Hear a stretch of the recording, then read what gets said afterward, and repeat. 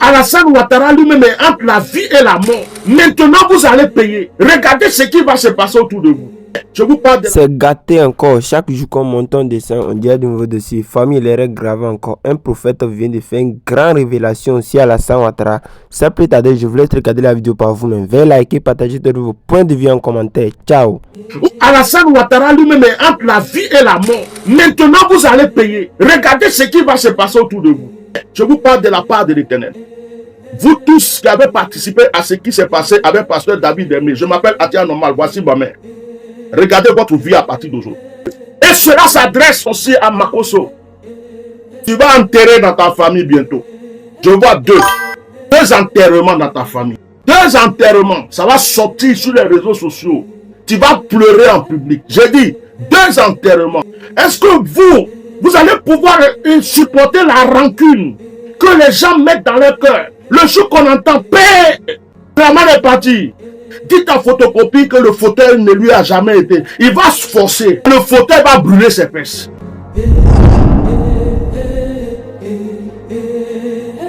Aujourd'hui, on nous parle du pasteur David Aimé. On nous parle du pasteur David Aimé qui a été frappé, chicoté, ils ont saccagé tout chez lui. Il a failli mourir, il est entre la vie et la mort. On nous parle de ça. Apparemment, ce même pasteur David Aimé avait prophétisé sur la guerre autrefois. Apparemment, ce même pasteur David Aimé avait prophétisé que le président Gbagbo allait avoir des problèmes, il allait perdre et qu'il allait être emprisonné hors du pays. Apparemment, ce même pasteur-là avait prophétisé. Et apparemment, sa prophétie s'est réalisée. Apparemment, il a révélé beaucoup de choses qui se sont accomplies. Ok. Une telle personne, quand il parle, même quand on n'est pas d'accord, on cherche à analyser ce qu'il a dit, prendre ce qui est bon dedans, rejeter ce qu'on ne veut pas. S'il faut prier, on prie. Si on doit faire certaines choses, on le fait. Mais on n'attaque pas, on n'agresse pas ces gens de personnes parce que, qu'on veuille ou pas, Dieu a parlé un jour dans sa bouche.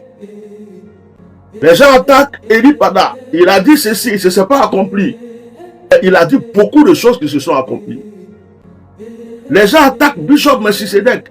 Tu n'as pas dit que ceci, tu n'as pas dit que Drama va mourir, tu n'as pas dit ceci, ce n'est pas arrivé. Mais le même Bishop Melchisedec que tu attaques a révélé beaucoup de choses, a dit beaucoup de choses qui se sont accomplies. Donc, si pour cette fois-ci, ce n'est pas accompli, tu ne sais pas ce qui a été fait derrière. Et tu ne sais pas pourquoi Dieu a changé. Et tu ne sais pas qu'est-ce que Dieu attend pour accomplir la chose. Mais ça ne fait pas de la personne un faux prophète. Je voulais parler un peu de la Côte d'Ivoire. Et avant tout, je dis Yako au pasteur David Aimé, Yako à sa famille, Yako au corps pastoral, Yako à l'église, Yako à tous ses enfants spirituels. Que Dieu vous récompense, que Dieu vous soutienne, et que la grâce de Dieu soit avec vous.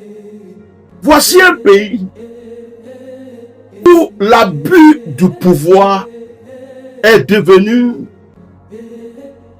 un code de vie. En Côte d'Ivoire, aujourd'hui où on parle, tu es voleur, tu tues les gens, tu coupes tête pour jouer au football, tu fais tout ce que tu veux. Si tu fais ça, et que tu es avec ceux qui sont au pouvoir aujourd'hui, toi tu es libre de le faire. Ils sont allés casser ce pasteur David Aimé. Ils ont traumatisé ses enfants. Ils ont traumatisé sa femme. Ils l'ont pris. Ils l'ont tabassé jusqu'à la mort. Quand ils ont failli tuer le monsieur, ils ont vu que le monsieur est en train de mourir. Et qu'ils ont vu que si le monsieur meurt là, entre leurs mains, ça va causer des problèmes. Ils ont pris le monsieur, rapidement ils sont allés le jeter à l'hôpital pour qu'on essaie de le réanimer. Pour se laver les mains. Alors que s'ils avaient envoyé une convocation, le monsieur allait venir. Il pouvait envoyer 2 personnes pour dire, on a besoin de toi au poste, le monsieur va venir. Il n'était pas obligé d'aller casser sa maison, piller chez lui, voler son argent, détruire tout ce qu'il a chez lui, traumatiser sa femme, traumatiser ses enfants. Et prendre ce monsieur comme un voleur, alors que c'est une personne publique, devant tout le monde, aller le tabasser, le frapper, le blesser, l'électrocuter. Un pouvoir qui se respecte ne fait pas ce genre de choses. Ce que vous dites que les autres vous ont fait, qui ne vous a pas plu, ce que vous prétendez que les autres avaient fait autrefois, à chaque fois qu'on parle, vous dites, oh, au temps de Gbagbo c'était comme ça, l'escadron de ceci, on nous a fait cela, on ne pouvait pas porter boubou, on ne pouvait pas porter chapeau, on ne pouvait pas prier. Vous dites que c'est ça qui vous a envoyé au pouvoir. Mais vous êtes devenu 10 000 fois pire que ce que vous avez reproché aux gens. Vous tuez en public, vous tuez vis-à-vis. Vous partez prendre un père de famille, un serviteur de Dieu, devant tout le monde. Vous le frappez devant ses enfants. Vous cassez tout chez lui. Vous pillez tout chez lui. Vous volez ce qu'il a. Vous prenez la personne.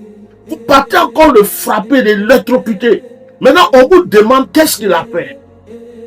Vous allez simplement dire parce qu'il a dit que, oh, j'ai appris qu'il y a un tel qui est mort. Oh, mais ils vont tous partir un à un. C'est le crime qu'il a commis qui est là. Le crime ne mérite même pas une amende. C'est pour cela qu'on va lui enlever la vie. Et puis, la personne dont lui parle, la personne dont il parle, on dit il est mort, et il dit que ils vont partir un à un. La personne avait tué des gens. La personne dont il parle, lui, a le sang dans les mains. La personne s'en va à l'enfer. Dieu l'a déjà jugé. Il a tué des innocents. C'était un criminel. C'était un rebelle. C'est quelqu'un qui a tué des gens. Donc, le pasteur dit, voilà, ils ont fait du mal, ils ne se répandent pas. Ils vont tous partir un à un. Ce n'est pas un péché, ce n'est pas un crime qu'il a commis. On peut convoquer cet homme. Voilà, si vous voulez, on peut lui demander pourquoi il a dit ça. On peut l'entendre. On peut lui envoyer une convocation, il ne va pas s'enfuir. Il y a sa famille, il y a sa vie, il y a son église. On peut envoyer des gens le chercher. Mais les gens ont voulu faire une démonstration de force et de puissance. Et apparemment, il y a des pasteurs qui sont derrière. Apparemment, il y a un certain Makoso, le plus brigand du pays, le plus voleur, le plus escroc, le plus féticheur. La personne même qu'on devait jeter en prison, qui est sortie de prison, qui n'a pas fini sa peine de prison, qui est sortie de prison, pour aller se lier à ce pouvoir, pour leur dire, je vais être votre bouche, vos oreilles, parmi les chrétiens, pour pouvoir les manipuler à votre faveur. Cette personne-là, avec d'autres personnes qui lancent un message, parce que le monsieur a dit, ils vont partir un à un, alors allons l'attraper, on va le tuer. Voici le péché, le mal, le vol, ou ce qu'il a commis. Dans un pays où on dit il y a la démocratie, dans un pays où on dit il y a des droits, dans un pays, vous savez, même le voleur a un droit. Même celui qui est venu voler chez toi a des droits. Même celui qu'on dit il a tué quelqu'un, il a des droits.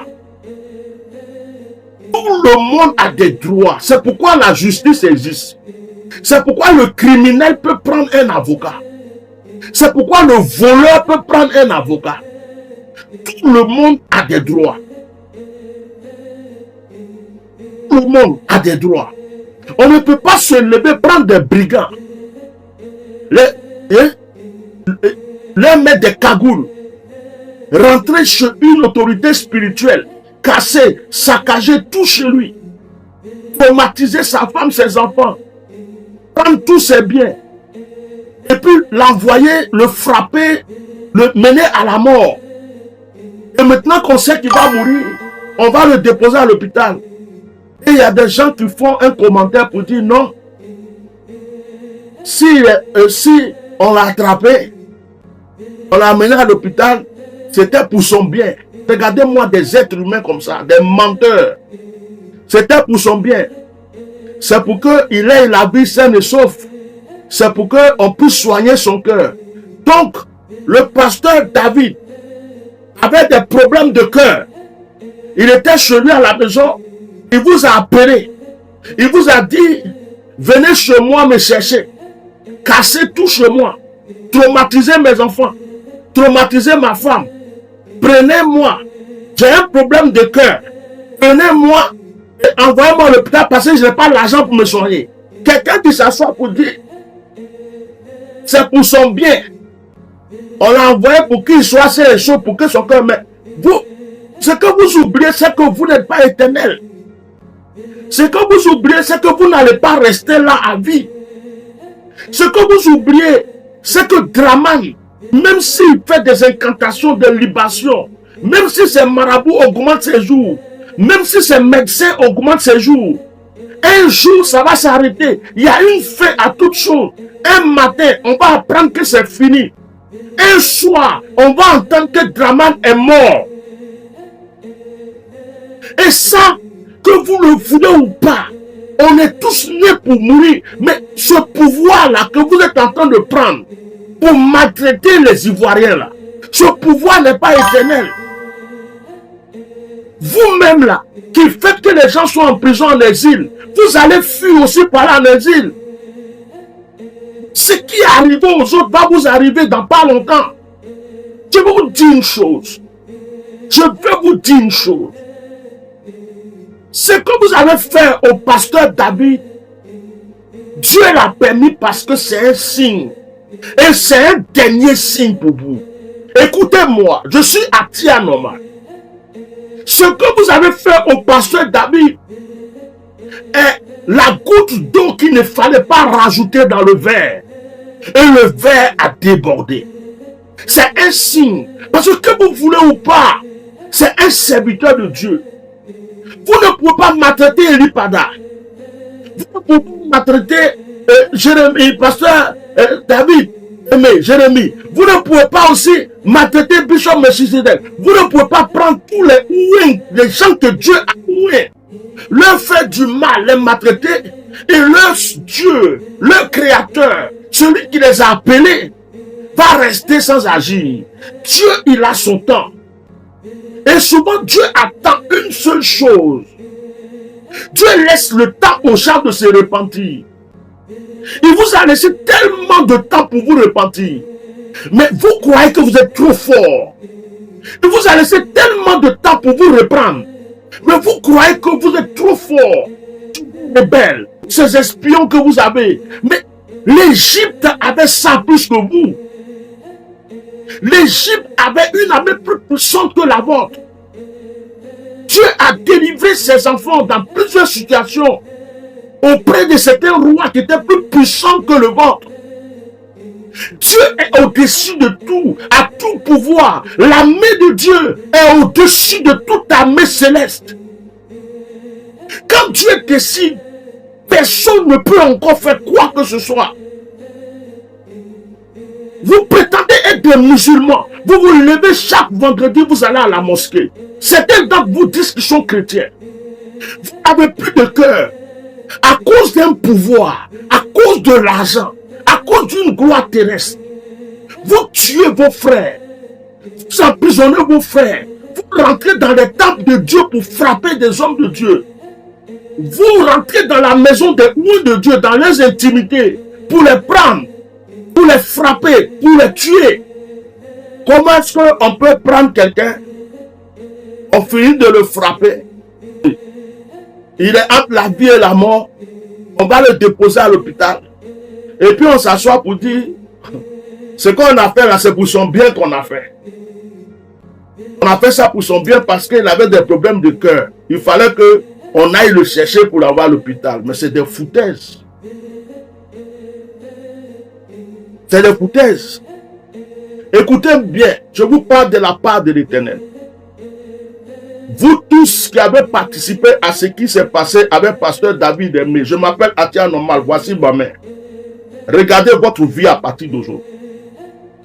Regardez vos enfants, regardez votre famille. Vous allez commencer des deuils chez vous. Je suis Atia normal. Je ne rigole pas quand je reçois ces gens de paroles. Je dis tous ceux de la tête, celui qui a commandité, ceux qui ont participé, quels que soient ceux qui sont, c'est-à-dire tous ceux même qui sont allés attraper, ceux qui les ont envoyés, ceux qui sont cachés derrière, ceux qui étaient au courant, ceux qui ont parlé dedans. Écoutez-moi très bien. Je suis loin de Dieu. Dieu me charge de vous dire qu'il va commencer à vous prendre comme exemple dans ce pays. La mort arrive chez vous. Vos enfants vont mourir bêtement. Vous allez commencer à enterrer les morts dans vos maisons. Je dis, je suis Atia, je suis un esprit. Je dis, vous avez frappé un homme, vous avez cru qu'il était faible. Vous avez frappé un loin de Dieu, vous avez cru qu'il n'était rien. Vous avez amené un homme de Dieu devant la mort. Vous avez cru que vous étiez puissant. Cet homme n'a rien d'autre que l'Éternel. Il n'a rien d'autre que Dieu. Et son Dieu me charge de vous dire. Il me dit de venir vous annoncer qu'il vous frappe. La voiture dans laquelle vous roulez, que vous croyez que vous êtes en sécurité, va vous tuer. La maison dans laquelle vous dormez, vous croyez que vous êtes à l'aise, va vous tuer. Vos enfants sont en danger, ils vont mourir comme vous aimez que les gens meurent. J'entends les pleurs chez vous.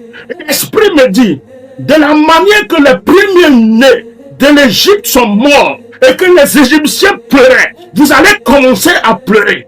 Dieu dit, vous-même, vous n'allez pas presser à mourir d'abord. Vous allez voir la douleur. Vous allez tellement pleurer. Vous allez demander pardon à Dieu, il ne vous écoutera pas. Et vous, désormais, vous allez écouter les voix de Dieu. Et cela s'adresse aussi à Makoso. Je suis loin de Dieu, écrivez. Tu vas enterrer dans ta famille bientôt. Je vois deux enterrements dans ta famille. Et personne qui te plaît. Je ne vais pas dire c'est qui. Je ne veux pas qu'on dise que c'est moi qui ai tué quelqu'un. Deux enterrements. J'ai vu deux enterrements. Deux enterrements. Ça va sortir sur les réseaux sociaux. Tu vas pleurer en public. J'ai dit deux enterrements. Tu me connais. Tu connais ma bouche. À cause que tu connais ma bouche. Quand je t'ai dit tu vas payer une fois, tu sais ce qui est arrivé. J'ai dit deux enterrements. Deux enterrements. Ça va te surprendre comme ça. Et tu vas pleurer. Ça ne va même pas durer. Tu vas pleurer. Là, il n'y a pas de fétiche qui va arrêter. Il n'y a rien qui peut arrêter. Deux enterrements. Dieu me dit de te dire ça. Deux enterrements. Atia a parlé. Vous voyez, Dieu est patient. Quand Hérode voulait tuer Jésus, Dieu n'a pas tué Hérode tout de suite. Pourtant, Jésus est Dieu manifesté en chair. Il est le Fils de Dieu. Dieu a laissé Jésus, Joseph, Marie aller en exil. C'est pas parce que Dieu ne pouvait pas tuer Hérode. Donc, ne croyez pas que Dieu est impuissant. Quand le peuple d'Israël était esclave, pendant 400 ans, Dieu pouvait intervenir 2 ans après, 3 ans après. Il a laissé pendant 400 ans. Il sait pourquoi il a fait cela. Les autres qui étaient desséchés là, Dieu les a vus, mais il savait qu'un jour il allait les faire revivre. Lazare était malade. Il pouvait te guérir, mais on l'a laissé mourir d'abord. Dieu a permis que des disciples de Jésus soient en prison, frappés. Et c'est après qu'un ange les a libérés. D'autres, mais il les a laissés mourir. Dieu, il ne se trompe jamais. Il sait ce qu'il fait. Mais ce qui va se passer, c'est que la délivrance de la Côte d'Ivoire va marquer tout le monde. De sorte que tous ces troubles, ces problèmes qui sont arrivés à Côte d'Ivoire n'arriveront plus. Écoutez, on a connu un temps de gloire avec Oufoué. On a connu la rébellion. On a connu la guerre. Aujourd'hui, on est en train de connaître ce qu'on appelle l'abus de pouvoir. L'intimidation. Ce que Dieu veut faire là, je vais vous expliquer. C'est que quand il va délivrer la Côte d'Ivoire, ces choses n'arrivent plus jamais. Que ces choses n'arrivent plus jamais, jamais, jamais, jamais et jamais. Et que ces choses n'arrivent plus jamais. Quand il va délivrer la Côte d'Ivoire, que ces choses qui se passent n'arrivent plus jamais. Que toute personne se rappelle de ce qui était bon, de ce qui a été mauvais et de ce qui a fait souffrir tout le monde, afin qu'aucun Ivoirien ne cherche à retourner là-dedans encore. C'est ce que tu veux faire. C'est pourquoi on est encore là.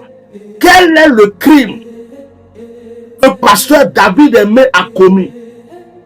Il y a des gens qui sont allés verser du sang devant Bédié, la maison de Bédié quand il vivait. Est-ce qu'ils ont été condamnés? Les gens qui sont au RHDP qui matin, midi, soir sont en train d'insulter les gens en public, faire des vidéos pour dire on va vous tuer, on va vous tuer avec machette, on va vous faire ceci, qui insultent des personnalités, qui insultent des gens, qui menacent les gens. Est-ce que vous partez casser leur maison? Est-ce que vous partez les attraper pour les jeter en prison? Ceux qui agressent au nom de votre parti, ceux qui tuent au nom de votre parti, ceux qui insultent au nom de vos partis, vous ne les voyez pas. Mais quelqu'un qui simplement s'exprime pour dire, oh, j'ai appris quelque chose. Je ne sais pas si c'est vrai, si c'est faux, mais ils vont partir un à un. Ça, c'est plus que aller couper la tête de quelqu'un pour jouer au football. Ça, c'est plus que aller verser le sang devant la cour d'une personnalité. Ça, c'est plus que faire des menaces de machette sur les réseaux sociaux. Quand ça vous arrange, vous ne le voyez pas. Mais quand quelqu'un n'est pas avec vous, qui dit une seule chose, qui fait une seule remarque, c'est comme s'il a commis la faute qu'il ne faut jamais commettre. Babo a été président. Il y a des gens qui vont l'insulter, ça c'est pas votre problème. Mais si quelqu'un dit qu'il n'est pas content dans la salle Ouattara, c'est comme s'il a insulté le bon Dieu lui-même. Et vous croyez que ces choses-là vont demeurer? Vous croyez que ces choses vont rester éternelles? Il y a un temps pour la veuve, il y a un temps pour l'orphelin, il y a un temps pour les rejeter. Mais je suis venu vous dire que cette injustice que vous venez de faire sur cet homme de Dieu, si c'est un homme de Dieu, tous les coups que vous lui avez donnés, vous allez payer. Dieu l'a pris comme un sacrifice pour pouvoir vous frapper. Dieu a permis que vous le touchiez pour qu'il vous touche. Dieu a permis pour que vous brisez sa maison pour qu'il brise vos maisons. Dieu a permis que vous effrayez ses enfants pour qu'il effraie vos enfants. Dieu a permis que vous atteigniez à sa vie pour qu'il atteigne à votre vie. Toutes les gouttes de sang de cet homme qui ont touché la terre sont des jugements contre vous. Maintenant, vous allez payer. Je vous dis sincèrement, hein, regardez ce qui va se passer autour de vous. J'ai fini de parler. Parce qu'il y a un temps pour Dieu, il y a un temps pour les hommes. Comment est-ce que vous pouvez venir au pouvoir par la guerre? On vous impose. Vous ne pouvez pas, depuis plus de 3 mandats, vous ne pouvez pas propager la paix. Vous profitez d'un pouvoir pour maltraiter vos frères. Vous chantez, vous dansez que de la médiocrité dans le pays. Vous prenez l'argent du pays. Vous croyez que vous êtes dans un club, dans un comité, dans un clan. Vous vivez entre vous. Vous oubliez que c'est une nation, c'est un peuple. Vous oubliez que la Côte d'Ivoire est immense et grande. Est-ce que vous allez pouvoir supporter la rancune que vous êtes en train de mettre dans le cœur des gens qui ne parlent pas actuellement? Est-ce que vous allez pouvoir supporter la rancune que les gens mettent dans leur cœur? Le jour qu'on entend paix, vraiment est parti, vous allez comprendre qu'il y a des gens qui étaient là, qui ne disaient rien mais qui peuvent parler. Vous comptez sur qui? Qu'on est Ibrahim. Quand Alassane Ouattara va partir, Photocopie va être au pouvoir. Dites à Photocopie que le fauteuil ne lui a jamais été. Il va se forcer. Il va vouloir s'asseoir là. Mais le fauteuil va brûler ses fesses. Parole de prophète. Il va forcer. Il va vouloir s'asseoir. Mais le fauteuil va brûler ses fesses. Tous ceux qui comptent sur lui là vont fuir. Les faux pasteurs qui sont en train de croire que leur royaume va s'éteindre, ils vont fuir. Tous ceux qui croient que c'est un fauteuil qui reste à vie vont fuir. Je vous ai dit qu'il y a un temps pour tout, il y a une saison pour tout. Que Dieu console la famille du pasteur Jérémie, le pasteur Aimé, que Dieu vraiment agisse en sa faveur. Vous êtes là. Vous faites le pouvoir du plus fort. L'abus de pouvoir. Vous maltraitez, vous continuez. Et un moment, trop, c'est trop. Ton propre enfant que tu as mis au monde. Tu vas le frapper tous les jours. Un jour, il va te gifler. Vous avez commencé, vous avez fait, vous continuez de faire. Vous exagérez. Actuellement, là, où on parle là, où Alassane Ouattara lui-même est entre la vie et la mort, où vous ne faites que le requinquer, vous le boostez un peu pour le mettre en public, rapidement il va se coucher. Vous le mettez en public, il ne dort pas la nuit, il souffre. Il se demande si le lendemain même il va se réveiller encore. Vous avez encore le courage d'aller attraper un ouin de Dieu, d'aller attraper quelqu'un, le frapper. Vous croyez que ça là, ça doit continuer encore? Regardez-moi bien. Et je vous ai dit, hein, je termine avec cette parole. Ceux qui ont touché au pasteur David Aimé, de près comme de loin, ceux qui ont aimé cela, ceux qui ont participé, ceux qui ont contribué, quel que soit leur rôle, leur rang, leur place, vous allez voir, le châtiment est déjà tombé sur vous. J'en ai fini. Bonne journée à vous tous. Au revoir.